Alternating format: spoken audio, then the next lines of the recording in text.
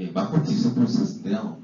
얘는 이름부터 봐야 돼요. 이름부터 봐야 돼요. 보시면 알겠지만 마코 뒤에 먼저 나오죠. 마코 체인, 마코 프로세스 그런 거 들어보셨을 텐데 마코 프로퍼티라고 있습니다. 마코비 가진 특징이 뭐냐면 내가 현재 t 시간에 어떤 액션을 취했다면 그 액션은 당연히 t 플러스 1에 영향을 미칠 거예요. 그렇죠? 하지만 한 스텝만 영향을 미치지 t 플러스 1에 또 t 플러스 1만의 액션을 또 취하겠죠. 그렇기 때문에 t라는 시간에서 취해졌던 액션은 그 다음 타임 슬라이스에 영향을 미치고 그리고 더 이상 영향을 미치지 않는다고 가정을 하는 겁니다. 물론 나한테 영향을 미치는 나의 이전 t-1도 마찬가지예요. t-1은 나의 현재 시간인 t에만 영향을 미치는 것이지 그게 t 플러스 1, t 등등 계속 영향을 미치지 않습니다. 이렇게 한 스텝만 영향을 미치는 그런 상황을 가정한 걸 우리가 마코 프로퍼티를 가진다고 말을 합니다. 그 마코를 제가 붙이고요. 디시전 프로세스 뭐냐면 의사결정을 하는 게 디시전이죠. 뭔가 결정하는 거. 프로세스는 뭐냐면 한 번에 끝나는 게 아니라 이렇게 여러 번 중첩해서 나온 걸 말합니다. 그래서 마코브 특성을 가지면서 의사결정을 여러 번 중첩해서 하는 걸 마코브 디시전 프로세스, 즉 MDP라고 합니다. MDP는 다음에 SART, 감마라는 5개의 원소로 이루어집니다. S는 뭘 의미하면 셋 오브 스테이트라 해서 스테이트들의 집합을 의미합니다. 이건 당연히 우리 이미 스테이시 뭔지 알고 있으니까 그렇게 굳이 고민하면서 볼 필요는 없습니다. 그렇죠? A는 뭐냐면 셋 오브 액션이에요. 액션의 집합을 의미합니다. 우리 아까 미로찾기 얘기하면 전후 좌우를 말하는 거죠. R은 뭐냐면 리워드 펑션을 얘기합니다. 우리 Q 펑션을 얘기하는 거겠죠? Q 값이 우리 그런 리워드를 얘기하는 거였으니까 T라는 개념은 Q런이 없었어요. 그래서 어디로 움직이지 간에 확률적으로 랜덤하게 움직였던 이유가 트랜지션 프로버비리티가 없어서 어디에서 어디로 갈 때 몇 퍼센트 확률로 가느냐, 어느 스테이트에서 어느 스테이트로 갈 때 몇 퍼센트 확률로 가느냐 이런 것은 다 정의되어 있지 않습니다. Q런닝에서는 하지만 지금의 MDP에서는 정의하고 있어요. 자, 간만한 건 제가 한번 봤듯이 디스카운트 팩터입니다. 이거는 뭐 제가 한번 설명했으니까 다시 설명 안 해도 될 것 같고요. 그래서 요 5개로 우리가 MDP가 구성되어 있다라고 말을 하고 있고 하나하나에 대해서 좀 알아보도록 하겠습니다. 예, 이걸 보시면 처음에 서브 스테이트 뭐냐면 스테이트들의 집합이에요. 전체 바둑판을 의미합니다. 이 로봇이 지금 뭐 하고 싶냐면 이 미로를 빠져나가고 싶어요. 그리고 이 각각의 스테이트들은 뭐로 나타날 수 있냐면 이 2차원의 그리드의 좌표로 나타날 수 있습니다. 1,1, 2,2 이런 식으로 좌표로 나타낼 수 있고요. 그래서 그거를 쭉 다 펼쳐놓은 걸 스테이트들의 집합이라고 합니다. 자, 그 다음에 액션을 보면 액션은 뭐가 있죠? 이 로봇이 할 수 있는 전, 후, 좌우 네 가지 액션을 각각의 어떤 스테이트든지 간에 다 가지고 있는 게 되겠습니다. 자, 그래서 우리 스테이트는 주어진 판이다. 액션은 우리에게 주어진 행동의 종류다 라고 생각하면 되고 리워드 펑션을 보겠습니다. 자, 리워드 같은 경우는 보시면 알겠지만 리워드는 뭐냐면 내가 이쪽으로 움직였을 때 위로 올라갔을 때 왼쪽으로 갔을 때 오른쪽으로 갔을 때 나의 행동에 따라서 받게 되는 보상이에요. 100을 받는다. 그럼 나의 행동은 100만큼의 가치가 있다는 소리죠. 그래서 뭐라고 써야냐면 How good was the chosen action? 내가 지금 방금 취한 이 액션이 얼마나 좋은지에 대해서 얘기하는 게 바로 이 리워드가 되겠습니다. 그렇죠? 그래서 리워드를 다음 것이 표현한대요. 리워드 펑션이라는 건 S가 어떤 액션 A를 거쳐서 S 프라임으로 가는 그 행위에 따른 보상은 얼마냐라는 걸 대문자리라고 그러고 그 결과값은 스몰 R이라고 합니다. 스몰 R은 지금 우리가 계산한 리워드 값이 되겠죠. 그런데 여러 가지 그 리워드 세팅을 통해서 다양한 환경을 만들 수 있습니다. 만약에 저 미로 찾기하는 에이전트가 밧대를 움직이는 그런 에이전트다 로봇이라고 한다면 쟤는 배터리가 있으니까 쟤는 하나하나 갈 때마다 계속 우리가 에너지가 될 거예요. 최대한 빨리 우리가 만들어주는 게 중요하니까 최대한 빨리 우리가 액션을 취하는 게 중요하니까 길도 찾아주고 그래서 저거를 마이너스 1로 세팅해줍니다. 그러면 배터리가 움직일 때마다 계속 1씩 감소하니까 가능한 최대한 빨리 우리가 길 찾아주려고 하겠죠. 그 다음에 저런 아이템, 저런 보석 같은 아이템을 먹으면 1씩 증가해주고 그 다음에 문 밖으로 나가면 10씩 증가해주는 저런 식으로 만들어주면 미로찾기도 가능합니다. 방금 우리가 한 것도 바로 15번째라는 고리라는 공간에 저 R 값을 1이라고 세팅해 주러 올렸어. 우리가 에이전트 글로 오게 유도를 한 거죠. 그래서 값이 크면 클수록 유도를 더 많이 하니까 빠져나가는 걸 100이라고 보고 현재 아이템을 1이라고 한다면 이렇게 가게 되겠습니다. 아시겠죠? 이렇게 만들어주는 거고요.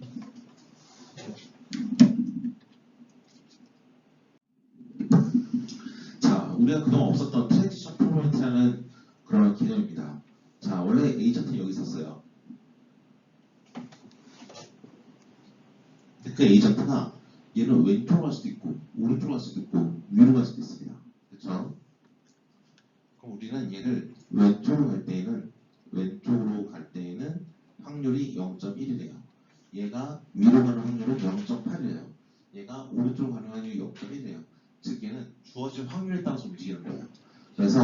그래서 얘가 move up, down, left, right를 의미하고 그리고 로봇이 가운데 새로운 로케이션에 있는 걸 의미하고 얘는 뭘 의미하냐면 S와 A가 주어졌을 때 이게 조건 확률이죠. S와 A가 주어졌을 때 그걸 기반하여 다음 스테이트인 S'을 계산하고 S'으로 갈 확률을 구하는 게 바로 트랜지션 프로버티가 되겠습니다. 이 개념을 가지고 있고요. 그러면 이제 마지막으로 디스카운트 팩터가 나옵니다. 디스카운트 팩터는 뭐냐면 시간이 지날수록 감마값이 곱해져서 그리고 감마값은 0에서 1 사이니까 점점 아이템의 가치가 감소하는 겁니다. 이렇게 만들어줌으로써 만약에 아이템이 이제 급격하게 딱딱딱 감소한다. 그러면 최대한 빨리 먹는 게 우리가 유리하겠죠. 아이템이 서서히 그 가치가 감소한다. 그러면 언젠가 먹기만 하면 되는 거지 그렇게 빠른 시간 안에 뭐가 될 필요는 없습니다. 따라서 감마값을 두는데 이게 거의 0에 가깝다면 그러면 1시간, 2시간, 3시간 지날수록 계속 그리어도 너무 급격하게 감소하니까 0에 가까워져요. 뭐라 변하느냐? 퓨처럴 리워드는 거의 0에 가깝다고 말해주고 따라서 반드시 지금 당장 액션이 취하는 게 필요하다고 말합니다. 감마값이 0에 가깝다면. 왜냐하면 지금 당장 얘를 취하지 않으면 0이 돼버릴 테니까. 그렇죠? 이게 바로 디스카운트 팩터의 개념입니다. 여기까지 이제 하나하나 다 알아봤어요. 우리 지난번 알았던 거랑 거의 똑같죠? 트랜지션 프로버티 있다는 것 빼고는 다 똑같습니다. 예.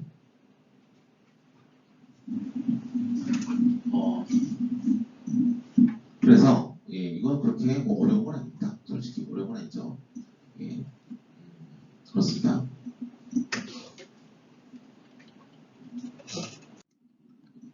자, 여기서부터 이제 집중을 해야 돼요. 자, 팔러스라는 게 나와요. 다시 팔러스 우리 이미 알죠. 팔러스는 뭐죠? 우리의 스테이트와 액션의 매핑입니다. 즉 각각의 스테이트가 있는데 스테이트가 총 몇 개가 있나요? 총 19개가 있죠. 19개의 스테이트는 각각의 액션이 정해져 있습니다. 지금 여기 보시면 알겠지만 지금 얘 제일 위에 줄은 다 밑으로 가라. 그 다음 줄은 다 오른쪽으로 가되 맨 끝에만 아래로 가라. 그 다음 줄은 위에 오른쪽 이렇게 생긴 팔러스입니다. 이게 과연 좋은 팔러스냐 아닌지를 알아보는 건 우리가 원하는 건 최단 시간에 골로 가냐예요. 보시면 알겠지만 위로 가고 오른쪽 쭉 가다가 여기 아래로 가니까 우리 눈으로 볼 때도 최단 시간에 목적지로 갑니다. 그럼 이러한 팔러스는 좋은 겁니까? 좋은 거죠. 근데 만약에 어떤 팔러스도 있을 수 있냐면 무조건 위로만 가라. 화살표가 위만 보고 있어요. 그럼 이 에이전트는 위로 쫙 올라가서 여기 딱 부딪히고 끝나겠죠. 더 이상 골로 갈 수가 없습니다. 그럼 그 팔러스는 좋은 팔러스입니까? 아닙니다. 그래서 지금 여기도 마찬가지로 공간이 총 19개가 있기 때문에 4의 19승계의 팔레스가 있을 수 있어요. 물론 고려하면 팔레스 없으니까 4의 18승이라고 합시다. 4의 18승의 그런 가지수의 그런 팔레스가 있으면 그 중에 제일 좋은 거 하나 찾아갈 거예요. 지금 우리가 해야 될 겁니다. 근데 팔레스는 무엇이냐 하면 우리는 강화학습에서 팔레스는 항상 이 파이를 씁니다. 잘 보셔야 돼요. 항상 이 파이예요. 파이가 우리의 팔레스예요. 나중에 가면 이거 인공신경망으로 학습시키는 경우가 있다 했죠. 얘는 팔러스인데 강화학습 팔러스인데 인공신경망으로 학습시켰다라는 걸 표시해줘야 되잖아요. 그럼 이 밑에다가 이렇게 아래 척자로 이렇게 세타를 붙입니다. 그래서 우리 강화학습 논문이나 책을 볼 때 파이라고 쓰면 이것은 팔러스예요. 파이 밑에 아래 척자로 세타를 쓰면 그거는 강화학습에 의해서 학습시킨 팔러스가 될 거예요. 어쨌든 뉴럴넷에 의해서 학습시킨 팔러스가 될 거예요. 어쨌든 뉴럴넷에 의해서 학습시킨 팔러스는 지금 당장 우리가 배운 게 아니라 내일인가 모레 배울 거니까 지금 당장은 그런 부호를 쓰지 않고 그냥 파이만 씁니다. 이 파이는 어떠한 상황이 왔을 때 거기에 맞는 액션을 다 매핑을 해줄 거예요. 액션을 다 부여해 준 거예요. 그래서 maps states to actions. 즉 스테이트에다가 액션을 다 매핑해 준다는 거고요. 그다음 모든 스테이트마다 그래서 액션이 다 부여되어 있는 상태다라고 보시면 되고요. 근데 이렇게 하는 데서 우리 목적은 뭐냐면 find pi, 즉 어떤 파일럿을 찾으래요. 어떤 파일럿을 찾아야 되냐면 maximize expected return. expected return이라는 것을 expected return이라는 것을 최대화하기 위한 우리의 강학습 에이전트를 찾아주라고 합니다. 그럼 이걸 보시면 이 강학습에 이제 리턴 값을 이렇게 계산하는데 이게 뭔지 한번 꼼꼼히 볼 필요가 있겠네요. 그쵸? 얘는 뭐냐면 t가 0이래요. 그럼 지금 시간 t부터 시작하는 거예요. 지금 시간 t부터 시작해서 t가 만약에 지금 1시 20분이다. 1시 20분이에요. 1시 20분. 1시 20분인데 지금부터 무한대까지 1시 20분에서 한 타임이 지났을 때 간말을 붙여주고 두 타임 지났을 때 두 번 간말을 붙여주고 이런 식으로 시간이 지나면 지날수록 간말을 더 붙여준 다음에 걔네들의 리워드 값을 다 더한 겁니다. 다 더한 건데 이 위에 무한대가 있는 이유는 뭐냐면 죽을 때까지 하는 게 아니라 고를 통해서 나갈 때까지 하는 거예요. 아시겠죠? 너가 원하는 목적지에 도착할 때까지 이거를 계속 디스카운트 팩터를 붙이면서 계산을 해서 다 더해준 다음에 마지막에 너가 진짜 목적지에 도달했으면 지난번에 얘기했듯이 다이나믹 프로그래밍은 끝에 갔을 때 점점 값이 업데이트되니까 값이 업데이트된 게 딱 리워드에 들어가게 만들어주면 되겠습니다. 이게 바로 강학습에서 마크업 디지션 프로세스를 푸는 과정이 되겠습니다. 이거를 다시 한번 식으로 한번 볼 건데요. 이런 식으로 나타내줘요. 저 위에 있는 건 스테이트 밸류 펑션이라고 부른 거고 밑에 있는 것은 액션 밸류 펑션이라고 부른 겁니다. 근데 우리는 일반적으로 위에 거보다 밑에 걸 더 많이 쓰는데 어쨌든 위에 것도 있으니까 한번 해석을 한번 해봅시다. 자, 스테이트 밸류 펑션이기 때문에 여기서 이제 V라고 씁니다. V. 자, 내가 어떤 정책을 가지고 있을 때 V 값이에요. S는 뭐냐면 내가 현재 미로찾기 중간에 있다. 요 지점에 있다. 그럼 그 지금 현재 위치를 말합니다. 그렇죠? 그래서 그 다음에 보면 저기 대문자 2가 있는 건 뭐냐면 이제 expected return을 구하기 위해서 이제 평균을 구하겠다는 소리고 내가 현재 시간 요게 S라는 건 내가 현재 시간 T에서 S라는 공간에 있다. 요게 요 말이고요. 그때에 내가 가지는 밸류는 얼마인가 라는 건 바로 요 expected return 캐시를 그대로 가지도록 됩니다. 그대로 가지도록 이렇게 생겨요. 그래서 그 expected return은 뭐냐면 요 expected return의 개념은 뭐냐면 요 expected 붙어 있는 거 S부터 시작해서 파이라는 정책을 계속 따라갈 경우에 우리가 얻는 이득은 무엇인가 따지는 게 expected return이고요. 그래서 이걸 우리나라 말로 좀 정리를 하면 how much return do I expect starting from state S입니다. S부터 시작해서 내가 얼마만큼의 리워드를 기대할 수 있을까라는 걸 말하는 겁니다. 사실 이건 다인 것 같아요. 뭐냐면 내가 지금 이 공간에 있는 것만으로도 내가 지금 이 스테이트에 있는 것만으로도 내가 앞으로 얻을 기대 이득이 얼마인지를 좀 궁금해하는 거예요. 근데 그게 그렇게 중요한가요? 근데 앞으로 어떤 이득을 얻을지 중요하긴 하지만 뭐가 더 중요하냐면 지금 난 여기서 당장 해야 될 거 뭐냐면 의사결정을 해야 되는 거예요. 전진을 할지 후진을 할지 그걸 구하는 게 더 중요한 거죠. 그래서 그걸 뭐라고 하냐면 액션 밸류 펑션을 부릅니다. 내가 어떤 액션을 취해야 될지를 알아보는 거예요. 그 내가 지금 딛고 서 있는 이 공간이 얼마나 중요한지도 당연히 중요하지만 더 중요한 건 뭐냐면 내가 어떠한 액션을 취했을 때 얼마만큼의 이득을 볼 수 있는가를 아는 것도 굉장히 중요합니다. 그래서 액션은 뭐냐면 내가 현재 S라는 공간이 있을 때 S는 똑같아요. 근데 S라는 공간이 있다는 게 중요한 게 아니라 그 당시에 A라는 액션까지 취했어요. 나는 여기서 전진을 하기로 마음을 먹었어. 그러면 이 뒤가 뭐가 될지 모르겠지만 내가 전진했으니까 얻을 수 있는 기대이득이 이 뒤쪽이에요. 언젠가 문에 다다르겠지. 하지만 문에 다다랐을 때 쫙 계산이 돼서 나한테 얼마만큼 보상이 줄 것인가를 말하는 겁니다. 그래서 요거 뭘 어떻게 계산하냐면 SA가 다 들어가 있으니까 현재 시간 T에서 스테이스는 S이고 현재 시간 T에서 액션은 A다. 즉 내가 여기 지금 서 있을 때 전진하는 액션을 취한다 라는 건 A를 의미해요. 자, 전진하는 액션을 취했을 때 나의 기대되는 이득이에요. 그러면 이거 전진하는 것에 대한 기대이득 만약에 우리가 후진할 수도 있죠. 후진에 대한 걸 조건을 넣어주고 익스펙트 리턴을 가면 내가 전진했을 때 이쪽 앞쪽의 기대이득 그 다음에 내가 후진했을 때 내 이쪽 뒤를 통과해서 문으로 갈 때까지의 기대이득 그 다음에 액션이 왼쪽을 취했을 때 이쪽으로 진행됐을 때 기대이득 A가 이제 오른쪽일 때 오른쪽으로 진행됐을 때 얻을 수 있는 나의 기대이드 그 모든 걸 다 구할 수 있는 거예요. 구한 다음에 우리가 하는 거 뭡니까? 제일 기대이득이 큰 데로 가야겠죠. 그러니까 이게 Q 값이 요거 위에 파이가 있어 그렇지 이 뒤에 있는 식 다 없다 그러고 Q 한 다음에 파이가 없어봐요. 그럼 Q에다 S, A죠. Q러닝에 나오면 그럼 똑같은 거예요 지금. 그러니까 얘가 Q 값이 큰 데로 움직인다. 우리 맨 처음에 그 로봇 에이전트 나왔던 그림 기억나시죠? 걔는 뭐라 그랬죠? 로봇 에이전트 나왔을 때 로봇 에이전트는 위는 벽에 막혀 있고 오른쪽도 벽에 막혀 있으니 왼쪽은 0.5, 밑으로 하면 0.3이다 이렇게 했었죠. 그러니까 그들을 보고 걔네들 중에서 어디로 가야 될 것인가를 판단할 때에는 우리가 왼쪽 할 때 0.5, 밑으로 할 때 0.3이니까 0쪽으로 갑니다 라고 우리가 아주 쉽게 얘기했지만 뒤에는 이게 숨어 있는 거예요. 이게 뭐냐면 Q값을 계산할 때 내가 S에 있고 A를 취한다면 내 이쪽으로 갔을 때 그러니까 계속 전개했을 때 저 끝까지 갔을 때 내 기대이득이 얼마가 될까? 그러니까 요거를 이쪽으로 갔을 때 기대이득은 이쪽으로 갔을 때 기대이득은 다 구한 다음에 기대이득이 제일 큰 애를 뽑아서 해주는 겁니다. 그래서 요거는 다음과 같이 정리가 돼요. 이건 뭐냐면 expected return인데 어떤 expected return이냐 내가 지금 S라는 공간에 있고 A라는 액션을 취했을 때 이 조건이죠. 그때의 나의 정책 파이에 따른 리워드는 얼마인지를 정해주는 거고 이건 결국 우리나라 말로 표현하면 사람의 말로 표현하면 내가 만약에 S에서 A라는 행동을 취했을 때 내가 얼마만큼의 기대이득을 예상할 수 있는가예요. 그러니까 이 기대이득을 보고 난 액션을 취하면 되는 거죠.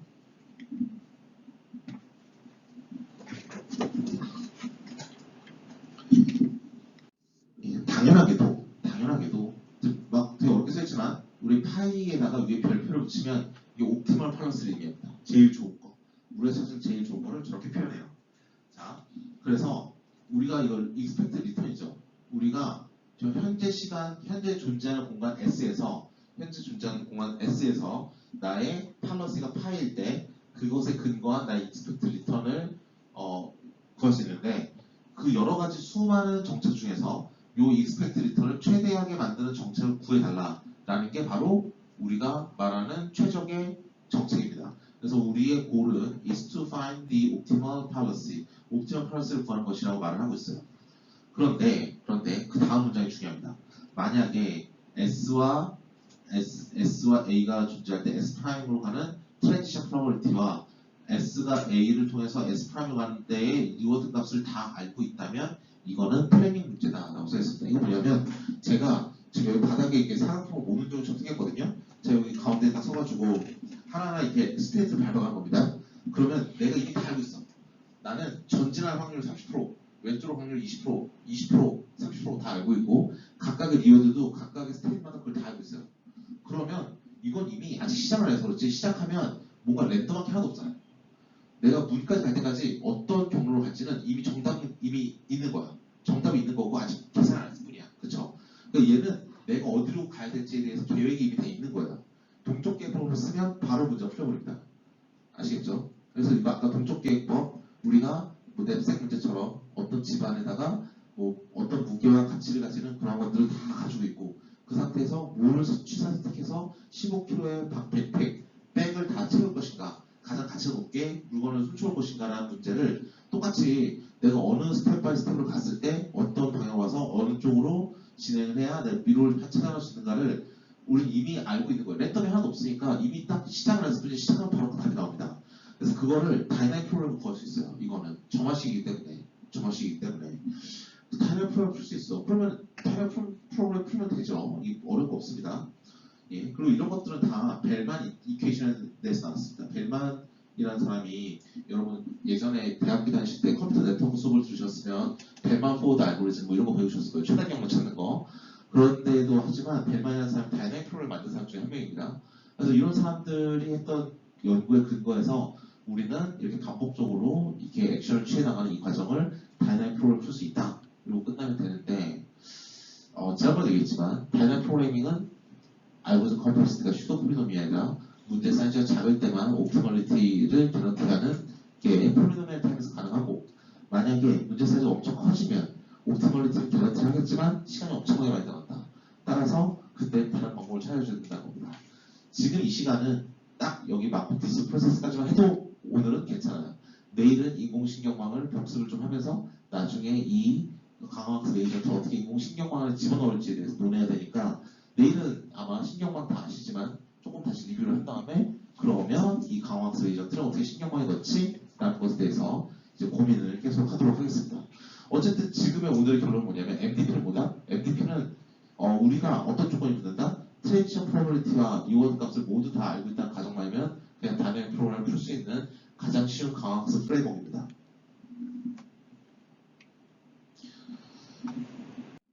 그래서 보시면 이런 책이 있어요. 이 책이 여러분 검색하면 나옵니다. On Introduction to Deep Reinforcement Learning이라는 책인데 저 보시면 알겠지만 책 쓴 사람이 맥길 대학교 교수들이 맥길 대학교 사람들이랑 페이스북 사람이랑 구글 브레인 사람들이에요. 사실 얘네들 그 뉴럴넷 연구는 캐나다에서 엄청 활발하게 잘 되고 캐나다가 훨씬 잘합니다. 그거 아십니까? 그 캐나다라는 나라는 인구가 몇 명이죠? 지난주에 수업 시간에 얘기했지만 인구가 몇 명이죠? 캐나다? 아십니까? 캐나다 인구. 3천만 명. 그렇죠. 2천, 3천. 거기 왔다 갔다 하면 2천 몇백, 3천. 지금 3천 됐겠네요. 자, 그러면 캐나다에 있는 나무를 다 자르면 캐나다 사람들이 몇 년을 먹고 살 수 있을까요? 북극에 있는 나무까지 다 잘라버리면 200년을 먹고 살 수 있을 겁니다. 200년. 그 200년이 지나면 뭐 할까요? 어떻게 되나요? 나무가 다시 그만큼 자란대요. 그러니까 캐나다 나라는 국민들이 일을 할 필요가 없는 나라예요. 그쵸? 그쵸? 나무 다 잘라가지고 팔아먹고 200년 동안 먹고 산 다음에 다시 그만큼 자라면 또 잘라서 팔아먹고 그러면 되니까 엄청나게 좋은 나라죠. 예, 이민을 가시려면 미국같이 빡센 데로 가지 마시고 캐나다 가십시오. 사실 저 예전 다닐 때 제가 이 책은 그래서 되게 어려운 책이에요. 어려운 책이고 그래서 저도 처음에는 아무 생각 없이 그냥 강의로 책 만들고 있다가 그냥 대학원생들은 이론적으로 공부를 해야 되니까 이 책 보고 하고 있다가 나중에 진짜 어렵네 하고 그냥 적었던 기억이 납니다. 근데 초반에 이제 그런 강화학습에 대한 기본적으로 알아야 될 부분들을 이제 되게 포멀하게 수학적으로 설명하는 부분이 있어가지고 한번 가지고 왔습니다. 그러니까 지금까지 배웠던 부분을 복습한다고 생각하시면 돼요. 그렇죠? 자, 그래서 뭐라고 하고 있냐? 자, 이제 여기를 가야 됩니다. 이제 key aspect of 아까 다음 처음부터 다시 보면 자, reinforcement learning이 뭐냐면 머신 러닝의 하나의 분야로서 sequential decision making을 다루는 분야이다. 즉, sequential decision making, 순차적으로 의사결정 계속 해가는 거예요. 그 다음에 어떻게 공식화될 수 있냐면 에이전트인데 에이전트가 의사결정을 한다. environment에서 무엇을 하기 위해서 주어진 리워드 값의 순차적인 합들을 옵티마이즈 하기 위해서 우리가 계산을 합니다라고 말을 하고 있고요. 어떤 점이 주된 특징이냐, 주된 면이냐 하면 하나 각각의 에이전트는 학습합니다. 좋은 비헤이비어를 학습한다고 말을 해요. 말은 뭐냐면 내가 미로찾기라면 가장 최단 거리의 길 이런 거죠. 그 다음에 트라이얼 앤 에러의 익스페리언스를 사용한다. 즉 얘가 처음에 좋은 길을 갈 수 있고 아닐 수도 있습니다. 근데 만약에 RL 에이전트가 지금처럼 마크업 디시전 프로세스처럼 트랜지션 프로버리티와 리워드 값을 퍼펙트하게 다 가지고 있다고 하지 않고 만약에 그 일부만 가지고 있다고 한다면 그러면 이제 에스티메이션 같은 걸 해서 그 값을 찾아내야 되거든요. 그러면 그 값이 정확하지 않을 수 있으면 그걸 다시 트라이얼 앤 에러로 그 값들을 찾아내는 그런 과정을 거칩니다. 그거를 저렇게 표현을 해요. 예. 네. 그렇습니다. 네.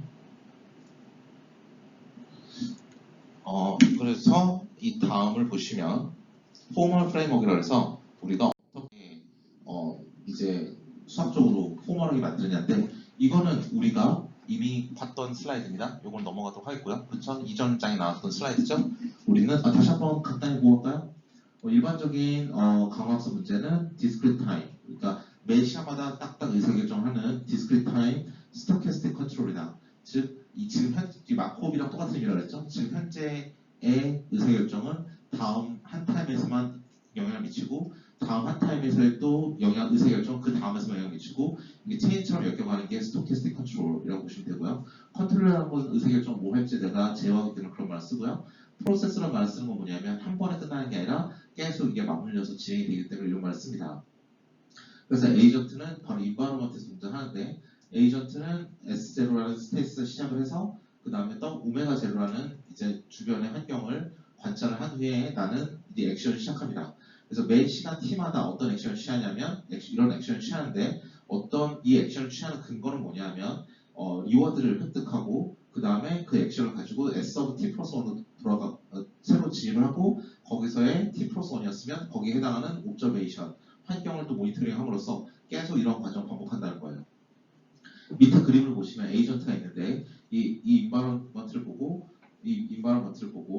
그렇죠? 인바이런먼트를 보고 이제 리워드 값을 보고 그 리워드 값에 맞는 최적의 액션을 취하면 ST 플러스 1이 되면서 거기에 해당하는 옵저베이션도 있고 또 거기서 또 최적의 액션 AT 플러스 1을 하면 인바이런먼트 T 플러스 2가 되고 이제 R을 보고 리워드를 보고 그걸 결정하게 되면 T 플러스 2가 되고 따라서 이게 계속 반복되는 거 이게 바로 우리가 그 강화학습 에이전트가 일을 진행하는 시퀀스가 되겠습니다.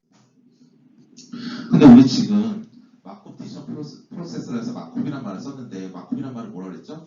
지금 이 순간에 있었던 일은 이 한순간 전에만 관련이 있다. 그런데 이 마콥이라는 과정을 하는 이유가 뭘까요? 저런 과정을 왜 할까요 대체?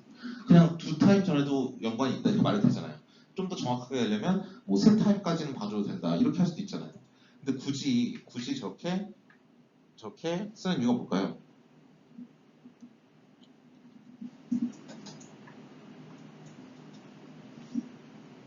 쓰는 이유는 뭐냐면 얘는 보세요. 이게 지금 뒤에 그림이 있는지 모르겠대. 그림이 없구나. 얘가 이제 보세요. 오늘 해가 떴어요. 내일 흐릴 확률을 구해라. 그러면 해가 뜰 확률, 그러니까 날씨가 세 개밖에 없다고 합시다. 해가 뜰 확률, 흐릴 확률, 비가 올 확률 세 개밖에 없어요. 그러면 지금 해가 떴대. 해가 떴을 때 내일 흐릴 확률은 얼마입니까? 그러면 해가 뜬 상태에서 저 그림을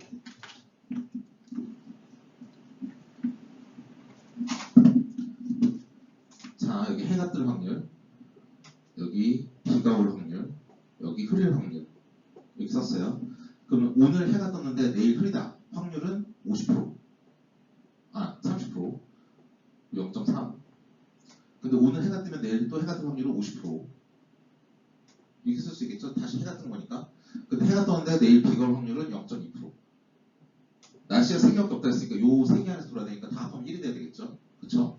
그럼 오늘 비가 왔는데 내일도 비 올 확률은 역시 50%. 예를 들어서 내일 흐릴 확률은 뭐 한 40%, 내일 해가 뜰 확률은 10% 이렇게 하고 자 흐릴 때에는 내일도 흐릴 확률은 0.6, 내일 해가 뜰 확률은 0.1, 내일 비가 올 확률은 0.3 이렇게 했어요. 다 했죠? 자 보세요. 그럼 내일 해가 보세요. 오늘 해가 떴어요. 그럼 이틀 후에 또 해가 뜬다면 어떻게 표현하면 됩니까? 이틀 후에 해가 뜬다. 어떻게 표현할까요? 그리고 어떻게 표현할 방법이 없죠. 표현 방법 없어. 이틀이란 걸 표현 방법 없어. 또 어떤 사람이 이렇게 말할 거예요. 이틀이면 하루 이틀 이거 아닌가요? 그쵸? 이틀이면 하루 이틀 이렇게 하면 될 것 같은데 이렇게 생각할 수도 있잖아요. 근데 이거는 아니에요. 왜냐면 이거는 하루에 비로 간 다음에 그 다음에 해가 떴기 때문에 비가 왔다면 그 다음 무시하고 비가 왔기 때문에 해가 온 거지. 처음에 해가 떴기 때문에 비가 왔다는 거는 우리한테는 의미가 없는 정보예요. 그쵸? 요 화살표 입장에서는. 이 화살표는 지금 비가 왔으니까 내일 해가 나뜰 확률 0.1인 거지. 이틀 전에 해가 온 거랑 나랑 무슨 상관이야. 그쵸? 무슨 말인지 알겠습니까? 이 그림을 그릴 수 있다는 건 마코비안 프로퍼티를 가지고 있다는 거예요. 이해되십니까? 저 마코비안 프로퍼티가 있다는 건 이 그림을 그릴 수 있다는 거예요. 근데 이 그림을 그린다는 건 뭐가 중요하냐? 자, 해가 뜨는 날은 우리가 벼의 생산량이 100입니다. 쌀의 생산량이. 비가 오는 날은 뭐 40이라고 합시다. 예를 들어 뭐 흐릴 확률은 뭐 30이라고 합시다. 그럼 이게 옛날에 여러분 혹시 이런 마코 확률 모델 같은 거 배우셨으면 이게 무한대로 갈 때, 무한대만큼 막 이 게임을 할 때 초기 상태는 뭔지 모르겠지만 무한대로 막 하면 해에 머물 확률이 예를 들어서 0.7, 비가 그러니까 지구가 태어나서부터 지금까지 수억 번의 날씨가 변했지만 해가 보니까 수억 번 중에 7천만 번은 해였더라, 2천만 번은 비였더라, 1천만 번은 흐렸더라 이렇게 돼 있으면 이렇게 표현할 수 있죠. 확률적으로. 그러면 내가 지구상에서 지금까지 생산됐던 그 쌀의 평균량은 100 곱하기 0.7 더하기 40 곱하기 0.2 더하기 30 곱하기 0.1이에요. 이렇게 분석이 가능해요. 우리 시스템이라고, 이 시스템이죠, 일종의. 시스템이 시간마다 확률을 가지고 변할 때 어떤 상태가 좀 막 변해요. 그럼 이 시스템이 분석을 하고 싶어. 평균적으로 어느 정도의 뭐 성능이 나는지, 평균적으로 어느 정도의 딜레이가 존재하는지, 그럼 분석하고 싶다. 그러면 이렇게 그림으로 그릴 수 있어야 이게 무한히 많은 시간이 갔을 때 각각의 스테이트에 머무르는 시간이 나와요. 각각의 스테이트에 머무르는 시간이 나오면 그 각각의 머무르는 그 확률에 이때 각각이 가진 가치, 얘는 100만큼의 이득이 있대, 여기에 머무르는 만큼 40만큼의 이득이 있대, 여기에 머무르는 만큼 30만큼의 이득이 있대라는 거가 있으면 그 확률과 그 기대들을 곱한 다음에 다 더하면 이 시스템의 성능이 되는 거예요. 평균 성능이 무한대 시간에서. 그러니까 시스템을 분석한다라는 건 이렇게 합니다. 실제로 저기 혹시 여기 진짜 와이어리스 네트워크 전공하신 분 있을지 모르겠는데 그 무선통신 전공하는데 맨 처음에 옛날에 2000년대 초반에 대학원 가면 맨 처음 보는 게 있었습니다. 그 와이파이 성능 분석 부분이 있어요. 그건 다 이렇게 마코치를 그려서 합니다. 와이파이는 어떻게 동작하죠? 신호를 쏴서 깨지면 다시 이렇게 트랜스미션하고 CSMA/CL이라고 들어보셨나요? 네트워크 시간에? 그 CSMA/CL을 통해서 이렇게 동작하거든요. 그거를 CSMA/CL이 동작하는 걸 다 마코치를 만든 다음에 그 와이파이가 평균적으로 성능이 얼마나 나오는지를 이렇게 쭉 그래프를 그려요. 다 이걸 하거든요. 그러니까 얘는 이렇게 그림으로 그릴 수 있어야 우리가 의미가 있는 거예요. 그러니까 마코옵이라는 특성을 만족시켜야 우리가 사람이 분석할 수 있는 시스템이 될 거예요. 우리가 만약에 마코옵 시스템을 만들어 못한다. 단지 야 우리 하나에만 종속되어 있다는 거 너무 가정이 세지 않아? 이틀도 좀 봐줘. 그러면 야 이틀 보려면 그림도 좀 그려봐. 그림을 못 그려야 해. 그러니까 이러한 이유 때문에 우리가 마코비안 프로퍼티를 가정한 겁니다. 아시겠죠? 그래서 여담으로 말씀드리면 그 딥러닝 같은 거 공부를 하실 때 보시면 그런 게 있습니다. 그 나중에 이거 저는 그래도 학교에 있으니까 어떻게든 여러분도 이제 개발을 해서 어떤 좋은 상품 만들어서 큰 이득을 얻는 게 회사의 목적이라면 학교의 목적은 좋은 논문을 써서 뭔가 학계의 발전을 하는 게 목적인데 좋은 논문은 딥러닝 되게 싫어해요. 좋은 학술지에서 딥러닝을 별로 안 좋아해. 그러니까 원래 인공지능 소사이트면 좋아하지. 근데 예를 들어서 비디오를 한다거나 통신을 한다거나 네트워크 하는 데는 딥러닝을 갖다 썼다고 해서 다 좋아하지 않아요. 왜냐하면 딥러닝 우리 옛날에 저랑 같이 그 뉴럴 배우신 분 알겠지만 일종의 펑셔널 어프로크시메이션이죠. 휴리스틱입니다. 얘는 옵티멀이 있는 게 아니라 안 되면 뉴럴 이거 데이터에 따라서 디펜던시 너무 심해서 히든레이어 안 되면 좀 더 쌓아보고 몇 개 유닛을 넣어야 될지 이거 수학적으로 증명된 게 아니죠. 우리 한번 해보는 거잖아요. 데이터를 가지고 이렇게 돼버리면 이론적인 게 없기 때문에 다 떨어져요. 논문이. 좋은 논문은 다 이론적인 분석이 있어야 되거든요. 그러니까 저 마코 프로퍼티가 있기 때문에 강화학습은 마코 디시전 프로세스까지는 정말 좋은 논문을 쓸 수 있지만 이 뒤로 넘어가서 얘를 인공신경만 넣기 시작하잖아요. 그러면 맨날 그 논문 심사하는 애들이 할 말이 그거예요. 야, 이론적으로 어떻게 분석을 할 건데 쓰면 야 이거 인공신경 썼는데 어떻게 분석 못해? 그러면 탈락. 이렇게 그런 수모를 당합니다. 예. 어쨌든 마코비안 프로퍼티를 우리가 말하는 이유를 알아야 돼요. 왜냐하면 저것처럼 분석을 하기 위해서 그렇다. 저게 안 되면 이게 도대체 어떻게 될지 감이 안 와요. 그래서 마코비안 프로퍼티는 일단 보시면 알겠지만 여기서 보시는 것처럼 이 슬라이드에서 보시는 것처럼 내가 오메가 t 플러스 1이라는 걸 알기 위해서는 내가 오메가 t와 거기에 해당하는 a 서브 t 이 두 개 위에서만 얘가 결정이 될 거예요. 자, t 플러스 1을 결정하기 위해서는 t에서의 정보만이 나한테 유용한 거예요. 근데 그 전에 t-1부터 시작해서 0까지 가는 모든 그 이전의 정보까지 다 고려하고 보는 게 왠지 제일 정확해 보이지만 우리는 걔네들은 나랑 상관없어. 있으나 없으나 똑같아. 나랑 상관없는 애들이야. 라고 말하는 거예요. 이건 뭘 의미하냐면 야, 이 앞에 있는 애들이 있으나 없으나 똑같거든. 그러니까 단지 t 타임에서의 액션만이 t 플러스 1을 정하는데 유효한 거야. 그 나머지는 다 필요 없어. 있으나 없으나 똑같아. 이래버리면 단지 t에서의 데이터만 중요하고 그 이전 시간의 데이터는 다 무시할 수 있는 거예요. 얘도 마찬가지죠. 지금 똑같은 거죠. 위아래가 똑같은 리워드도 마찬가지죠. R도 마찬가지예요. 지금 현재 t 시간만 중요한 거지 얘네들 그 이전 다 중요하지 않습니다. 그래서 마코 프로퍼티는 뭘 의미하냐면 퓨처 오브 프로세스는 앞으로 향후에 진행될 그런 과정들은 어디에만 의존돼 있냐면 현재의 옵저베이션과 에만 의존돼 있지. 그러니까 현재에만 미래에 영향을 미치는 거지. 그 이전에 있는 데이터들은 at full history, 그 이전에 있던 모든 히스토리들은 no interest하다. 관심 없다는 겁니다. 단지 지금이 미래를 결정하는 유일한 정보다. 그래야만 이렇게 체인을 그려가지고 확률적으로 분석이 가능하니까 라고 말씀드릴 수 있겠습니다. 자, 지금까지 배운 마코 디시전 프로세스를 좀 어렵게 쓰면 이렇게 쓰면 돼요. 뭐로 쓰냐면 스테이트 스페이스 S 우리 이거 근데 우리 마코 티셔 프로세스 그림으로 설명할 때 보여드렸던 것과 동일합니다. 스테이트 R SATR 간만 이렇게 있는데 스테이트 스페이스를 S라 쓰고요. 액션의 스페이스를 A라 쓰고요. 자 보면 뭐냐면 얘는 왜 곱하게 돼 있냐면 내가 어떤 스테이트가 있어요. 이 바둑판이 예를 들어서 이게 100개의 사이즈라고 일단 하자. 내가 있는 데가 10번째 공간이다. 그 10번째 공간에서 곱하기 액션 4개 중에 하나. 그 다음에 그럼 다시 100개 중에 하나로 내가 매핑이 돼야 되죠. 100개 중에 하나를 고르고 그 스테이트에서 10개 중에 하나의 액션을 취해서 100개 중에 하나의 스테이트를 옮겨가야 되니까 SAS를 다 곱한 걸로 카테시안 프로덕트로 쫙 나타내줍니다. 그래서 얘는 0 또는 1 사이에 있는 값이에요. 요 사이에 있는 값이라는 뜻입니다.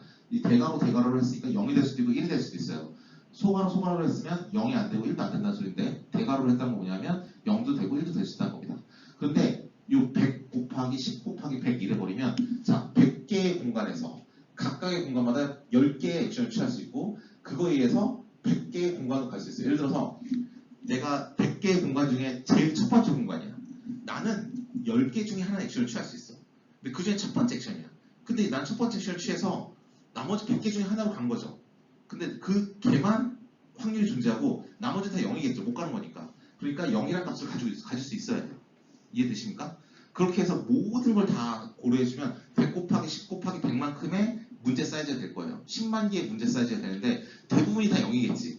하지만 내가 확률적으로 내가 지금 S 서브 1 공간에 있는데 내가 전후 좌우를 할 수 있는 4가지 옵션이 있고 그래서 내 옆에는 S1, 2, 3, 4다. 그러면 S0에서 갈 수 있는 데는 S1, S2, S3, S4 4개밖에 없으니까 이렇게 10만 개를 만들어봤자 4개의 값만 어떤 확률값으로 나오고 나머지 다 0으로 되겠지만 일단 이렇게 표현을 해줄 수 있는 거예요. 수학적으로. 그래서 나중에 이거 보면 그 깃헙 같은 데서 강화스 코드 다운받으면 이런 거 나오면 저 이게 뭔 소리 하는데 오늘 한 번만 듣고 그냥 잊어버리시면 됩니다. 이거 딱 한 번 보고 가야 돼요.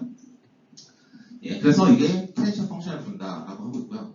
리워드도 마찬가지입니다. 내가 지금 S 서브 1이라는 공간이 있는데 4개 중에 하나의 액션을 취해서 다음 공간으로 간다면 그때마다 다 리워드가 있을 거고 리워드도 역시 0과 최대 리워드 세로 왔다 갔다 하는 값일 거예요. 그렇죠? 내가 만약에 공간이 예를 들어서 16개가 있다. 아까처럼 미로찾기처럼 16개가 있고 각각마다 4가지를 할 수 있다. 그 4가지를 통해서 16개로 갈 수 있다 그러면 16 곱하기 4 곱하기 16개만큼의 모든 가능한 경우의 수가 있는데 내가 처음에 있어요. S 서브 제로. 근데 내가 액션을 취했어. 그래서 4가지니까 S1, 2, 3, 4로 갈 수 있어. 그러면 내가 처음에 S0이라는 공간만 있고 S0에서만 따지고 내 4가지의 액션을 다 취했더니 4가지의 액션이 스테이트가 나오겠지만 거기에 각각 맞게 값이 나오고 근데 나머지 그 16개 중에 4개를 뺀 나머지 12개는 다 0이 나오겠죠. 어차피 A상축 갈 수가 없었어. 내 옆에 있는 애들이 아니니까. 그래서 0이라는 게 엄청나게 많은 그러한 3차원의 확률이 되겠지만 그렇다 하더라도 이렇게 한 번에 표현을 해줄 수 있다. 수학적으로. 자, 디스카운트 팩터를 0과 1 사이로 왔다 갔다 한다고 그랬고 1이 될 수는 없겠죠. 디스카운트 말 그대로 점점 감소를 해야 되기 때문에 1이 될 수는 없고 한 방에 다 죽여버릴 수 있으니까 0이 나올 수는 있습니다. 이런 값을 왔다 갔다 하는 디스카운트 팩터를 정의합니다.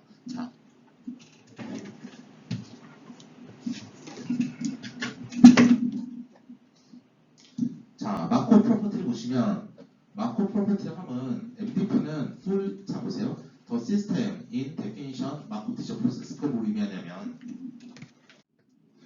자, 마코 프로퍼티를 보시면 요거에서 보시면 요렇게 다 수학적으로 이제 완벽하게 정리를 했어요. 그 정의를 한다면 fully observable in on MDP다. 그러니까 마코 티셔 프로세스에서 fully observable 하다. 이거 뭐냐면 3차원 행렬로 0을 그렇게 많이 쓰면서까지 행렬로 다 표현해줬잖아. 내 눈에 다 보여요 지금. 내 눈에 다 보여. 그러니까 fully observable 하다고 말을 합니다. With means that 어떤 의미로 fully observable 하냐면 the observation is the same as the state of the environment. 즉 내가 볼 수 있는 그 한도 내에서 내가 계속 옵저베이션하고 넘어가면 내가 이 옵저베이션과 스테이지 동일하다는 거예요. 이거는 그냥 우리가 일반적으로 마코 티셔 프로세스랑 큐러닝에서는 옵저베이션이라는 게 없었으니까 그냥 무시하고 넘어가는 부분이라고 생각하시면 되는 거고요. 각각의 타임 스텝마다 뭘 하냐. 내가 S 서브 제로 있었어요. 그 다음 S 서브 1으로 가. S 서브 2로 가. 한 스텝마다 이렇게 넘어가는 거죠. 넘어갈 때마다 내가 그냥 넘어가는 게 아니라 트랜지션 프로버티가 있어요. 1로 갈 때 얼마만큼 확률로 넘어간다. 1로 갈 때 얼마만큼 확률로 넘어간다. 그런 걸 다 가지고 있는 거죠. 그래서 얘가 각각의 팔러시가 있으니까 각각의 팔러시에 의해서 내가 A0라는 걸 선택을 하면 얘는 리워드를 받고 그 다음에 넘어가는 거고 그 팔러스에 의해서 또 리워드를 받고 넘어가는 거고 그걸 지금 쭉 그냥 그림으로 그렸을 뿐입니다. 지금까지 배웠던 거랑 거의 동일하다고 보시면 되는 거고요.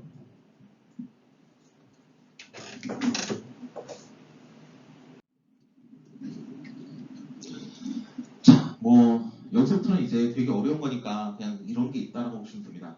자, 팔러시는 그냥 하나의 팔러시만 있는 게 아니라 여러 가지 종류의 팔러시가 있습니다. 이제 에이전트가 어떻게 액션을 선택하는지에 따라서 팔러시가 정해야 된다고 말하고 있는데 이거 되게 어려운 말이고 그냥 각각의 스테이트마다 에이전트가 어떤 액션을 선택하는지를 정해놓은 것 그게 바로 팔러시다. 우리 아까 그랬었죠? 파이라는 팔러시는 S 곱하기 A다 이렇게 썼잖아요. 아니면 S에서 A로 가는 화살표다 이렇게 썼습니다. 그 뭐냐면 각각의 스테이트마다 내가 과연 어떤 액션을 취해야 될지를 정해주는 거예요. 이거죠 이거.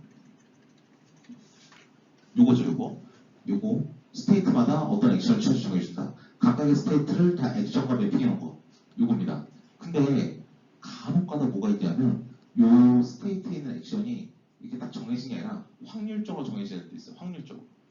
그럼 이제 죄송합니다. 머리 아픈 거죠. 예, 머리 아픈 겁니다. 근데 그런 경우는 거의 존재하지 않아요. 그런 경우는 존재하지 않으니까 무시하면 됩니다. 근데 그 얘기를 무시하면 된다는 것서 왜 얘기하느냐 하면 여기 나오기 때문에 그래요. 스토캐스틱 케이스라고 있어요. 우리는 항상 이 실제 문제에서 해결하는 건 디터미니스틱 케이스만 봅니다. 즉 이게 바로 우리가 아까 강의 노트에서 보여드렸던 그거죠. In the deterministic case, the policy is described by pi of s는 s에서 a로 매핑이 된다. 우리 스테이시 액션으로 매핑되는 게 우리가 팔러스를 하는데 요게 바로 우리가 디터미니스틱한 케이스고 스토캐스틱 케이스는 뭐냐면 여기다 확률을 집어넣어버려요. 내가 어떤 액션을 취할 확률을 따로 정의를 해주는 거예요. 이렇게 되면 문제가 되게 어려워지니까 굳이 이렇게 하진 않습니다. 굳이 이렇게 하진 않아요. 근데 위에 것처럼 주로 많이 하니까 위에 것만 기억하시면 되겠습니다. 지금에서는 자, 익스펙트 리턴이 나옵니다. 우리 나왔던 익스펙트 리턴을 좀 더 포멀하게 이 수학한 애들 어떻게 쓰느냐 하면 consider case of an RL 그러니까 RL 에이전트의 어떤 경우를 고려하냐면 이 RL의 목적은 뭐냐면 이 RL 에이전트 인공지능 강화학습 에이전트의 목적은 뭐냐면 찾는 거래요. 뭘 찾는 거래? 팔러스를 찾는 건데 익스펙트 리턴을 옵티마이즈 하기 위한 거래요.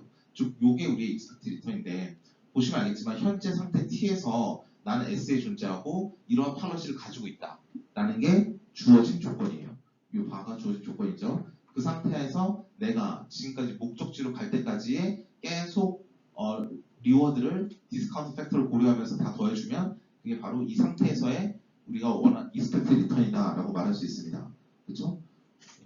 그래서 이 익스펙트 리턴을 최대화하는 그러한 액션의 시퀀스를 구해라라는 게 우리가 해야 될 일이고요. 근데 우리는 Q 값을 구했죠. 우리 밸류 펑션이 있었고 액션 밸류 펑션이 있었습니다. 그래서 밸류 펑션 Q 값은 이 Q러닝에서 Q 값과 똑같은 의미예요. Q러닝에서 Q는 Q 한다고 가른 다음에 S, A라고 썼잖아요. 그래서 이 팔러스만 없으면 똑같은 거예요. 근데 팔러스에 있다는 건 뭐냐면 주어진 팔러스에서 움직이는 Q 값이라고 보는 건데 얘는 뭐냐면 주어진 팔러스에서 움직인다라고 말하기 때문에 이 안에 팔러스를 넣어주고 현재 시간에 S는 상태는 S고 현재 시간의 액션은 A입니다. 그게 주어진 상태에서 내가 이 왼쪽으로 하냐 오른쪽으로 하냐 액션의 선택에 따라서 나의 익스펙트 리턴이 어디로 가야 제일 큰 값이 될 것인가가 여기 맥스를 붙인 게 되겠습니다. 아까 질문해 주셨듯이 이 익스펙트 리턴 값은 내가 지금 T에 있는데 미래에 내가 어느 길을 갈지 모르는데 미래에 어느 길을 갈지 모르는데 이 값을 어떻게 알겠어요? 그쵸? 질문하신 바는 다음과 같다고 저는 이해를 하고 있습니다. 뭐냐면 현재 시간이 T인데 얘는 지금 T일 때, T 플러스일 때, T 플러스일 때 미래 시간에 나타날 어디로 갈지도 모르는데 그 리워드를 다 더하는 게 우리의 선택의 기준이라면 이걸 어떻게 할 건데? 라는 질문이셨던 것 같은데 그건 왜 그러냐면 우리 팩토리얼 계산할 때처럼 얘는 문까지 다 가봐야 한 방에 계산되는 값이에요. 팩토리얼 할 때 보면 3팩토리얼 그러면 3 곱하기 2 팩토리얼 3 곱하기 2 곱하기 1 팩토리얼 3 곱하기 2 곱하기 1 해서 거꾸로 6이라는 값을 찾는 것처럼 얘는 움직이는 당시에서는 모든 스페이스를 다 탐색하고 움직이는 거예요. 딱 문에 도달하는 순간 이 시퀀스로 문에 도달했으면 이 시퀀스가 주는 익스펙트 리턴은 얼마야? 이 시퀀스로 도달했으면 이 시퀀스가 주는 익스펙트 리턴은 얼마야? 라는 건 저 문에 도달해야지만 우리가 구할 수 있는 값입니다. 팩토리얼 계산할 때랑 똑같습니다. 그래서 이거는 다음과 같이 쓸 수 있다고 말할 수 있고 이거는 역시 똑같이 요거 중간 유도 과정 빼고 똑같이 뭐라고 말할 수 있냐면 우리가 주어진 팔러스들 중에서 가장 최고의 팔러스를 구하는 건 이 Q 값을 최대화시키는 것이다. 라는 건 뭐 당연한 소리를 하고 있습니다. 그래서 우리가 말할 때 최고의 팔러스는 무엇이냐? 최고의 팔러스, 옵티멀 팔러스를 부른 건데 옵티멀 팔러스는 뭐냐라고 한다면 우리가 어떠한 상황에서든지 간에 우리가 각각의 Q 값을 볼 때 어떤 액션을 취해서 Q 값을 볼 때 그 액션을 뽑아내는 거예요. 자, 이제 S라는 공간에 있죠. S라는 공간에 있는데 S라는 공간에서 Q 값을 최대화하는 A를 뽑아주는 거예요. 아규먼트를 뽑아주는 거예요. 여기 아규먼트니까. 그럼 그게 뭐냐? 내가 현재 존재하는 공간 S에서 내 팔러스 중에서 옵티멀 팔러스다. 최고 좋은 정책이다라는 겁니다. 얘도 정책을 뽑아내는 거니까 얘도 A가 나오겠죠. 그래서 파이 스타 S라는 옵티멀 팔러스를 구하는 방식은 지금 이 S가 존재하는 이 공간에서 이 Q 값을 보고 그들이 가진 A 값들 중에서 제일 크게 Q를 만들어주는 A 값을 찾아주면 바로 이 옵티멀 팔러스가 되는 겁니다. 아시겠죠? 예, 이렇게 되겠습니다. 어렵죠? 이게 수학적으로 표현하면 이렇게 똑같은 말이에요. 우리 아까 그림으로 설명하는 똑같은 말을 좀 수학적으로 다시 했을 뿐이에요. 예, 별로 다른 건 없는데 수학적으로 다시 한 거지 뭐 크게 다른 건 없습니다. 예. 자, 여기까지가 이제 첫 번째 카테고리가 되겠습니다.